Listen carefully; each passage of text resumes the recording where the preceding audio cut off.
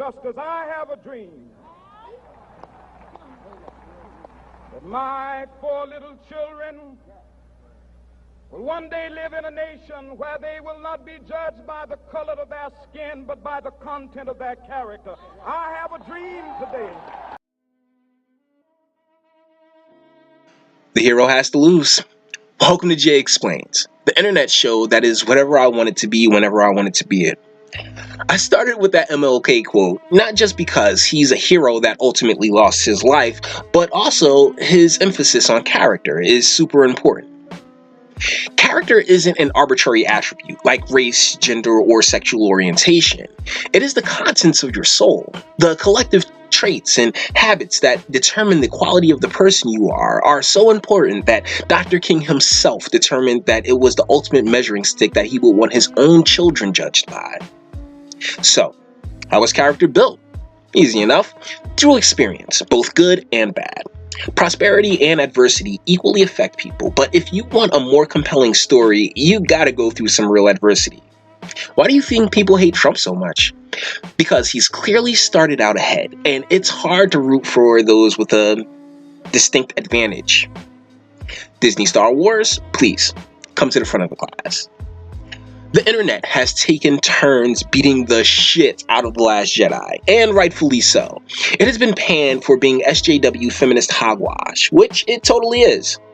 Disney's head of Lucasfilm, Kathleen Kennedy, came flat out and said she didn't give a fuck about the fans, and I'm the kind of guy that takes hints. I mean, she had shirts made, and in my neck of the woods, that means business. So, knowing that this is blatant propaganda and this is Miss Kennedy's feminist universe, I want to wrap this back around to the main point and topic of the video. The hero has to lose. I hate shitty writing. It's rough, it's coarse, and it has clearly gotten everywhere. And that joke should tell you exactly what I think of the writing in the prequel and the Ridge Tridge as well. But where the Ridge Tridge excelled at was building the world around the main protagonist. That sucked. The claims of Rey being a Mary Sue are totally valid, and I'll let fellow YouTuber Voxis Productions break it down. Go and sub. Hilarious content, and I'm using this under fair use. Link in the description. Take Luke Skywalker. He's poor, lives on a shit rock with his aunt and uncle drinking blue milk all day. He longs for something better. Then he is called to adventure. Is he a hero yet? Nope. Gets beaten up by Muslims. What? Sorry, sand people. But what's the difference? Even after that, he still isn't capable and can't stop his guardians from getting barbecued. He gets ripped on for being young and stupid. An old fart has to save his candy ass a few times. He almost gets mushed in a trash compactor, and it's clear that this space twink is in way over his head. But it is only near the end when he gets his heroic moment. He takes an impossible shot and wins the Super Bowl. Or whatever.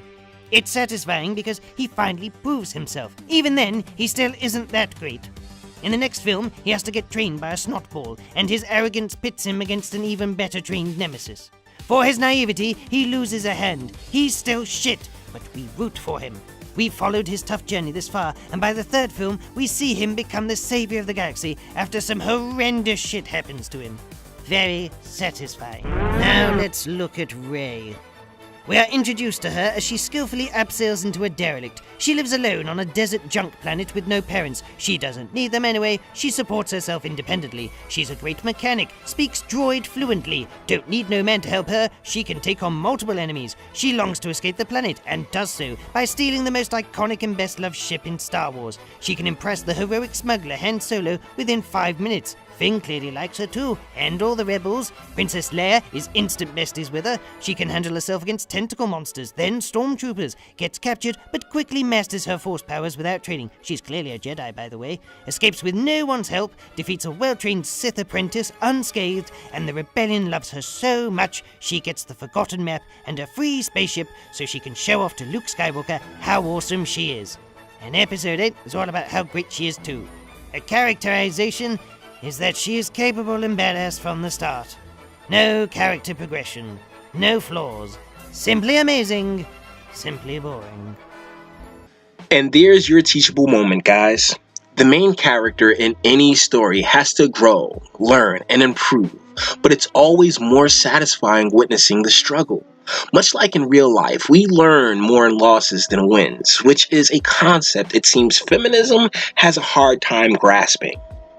Constant theme on this channel is that men and women are not equal, nor interchangeable. We are complementary pieces that should work as a team. Something that actually happens in the film, and it's pretty sweet. But with those differences come a few realities, including a misinterpretation of the hero's journey story structure. One of the fundamentals of storytelling is the hero's journey, where your protagonist is utter crap but called to action, and after some trials and tribulations, they become the hero the world needs. Thanks again. So, which is more important, the journey or the destination? George Lucas focused on the journey, building the initial franchise around turning a naive farm boy into a force-wielding badass, where Miss Kennedy and her feminist agenda placed their sights on making the main character flawless from the jump. And that serves as a potent parallel to how men and women generally view the world.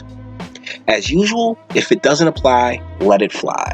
Yet as men, it's in our nature to look into the nuance, break down details, analyze, process, and make the call.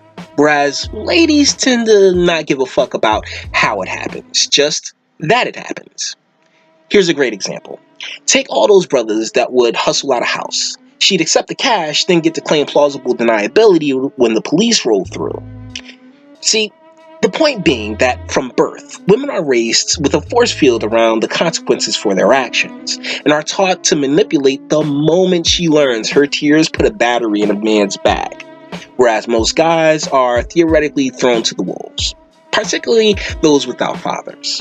Rey is flawless, a total Mary Sue, and a horrendous main character that's built to play to women's empowerment fantasies, and because she has no conflict, she has no character. Yet it's not her fault. It falls squarely on Miss I have control of $1 billion franchise but women are oppressed Kennedy and the power of the profitable. There is a gigantic market for telling women they are perfect just because they're women. Beyonce, Tyler Perry, the entire pro-black movement, Oprah, weave shops, the list goes on. They've made trillions off of the idea that this Dang Bing and his man, and the governor, y'all problem is y'all just sitting up there and collecting a check. If y'all really want to run the city of Detroit, come around here in every block of the city of Detroit. And this are somehow on the same level, and that's not how it works. By the way, this lovely lady, Ashlyn Castro, is being ridiculed because apparently she's with Michael B. Jordan, to which I say, good job, bruh. Wallace is living his best life, and to those who are trying to boycott the Black Panther film, fuck you. Playing in fantasies is an understandable selling tactic. It's a part of the 48 laws of power. I get it. But as someone who loves solid storytelling, to never feel anything for a hero that's invincible is a tremendous letdown. And it goes further once you peel back the layers to find the levels of manipulation and deceit that a corporate entity and ideological agenda can achieve when they work together with a soft target such as women's emotions. I blame Twilight. This isn't coming from a Star Wars fanboy. This likely is the first and last time I mention the franchise on this channel.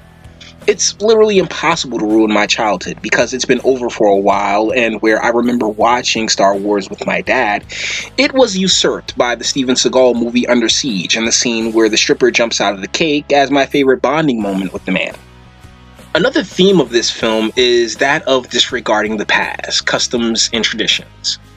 Postmodernism, if you will, where those who stand on monuments, such as Star Wars, that were built by those who came before them, look to tear those monuments down. Miss Kennedy's propaganda was as subtle as a brick to the face, but it also goes to show how those who didn't have a hand in building something ultimately have no respect for it. It's like Section 8 housing. Kathleen and her kids came into the Star Wars house and tore it up because they don't know how to have anything. The hero has to lose, in fiction and in life. No one is perfect, and we are far more connected via our flaws than our virtues. Even in personal relationships, if there is never any conflict, then there's never any growth.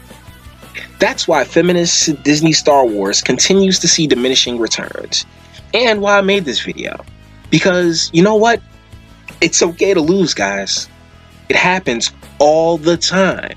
And though it can be devastating, it only went wrong so you can get better and eventually get it right. And when you do, that makes it all the sweeter. So, thanks for putting up with me.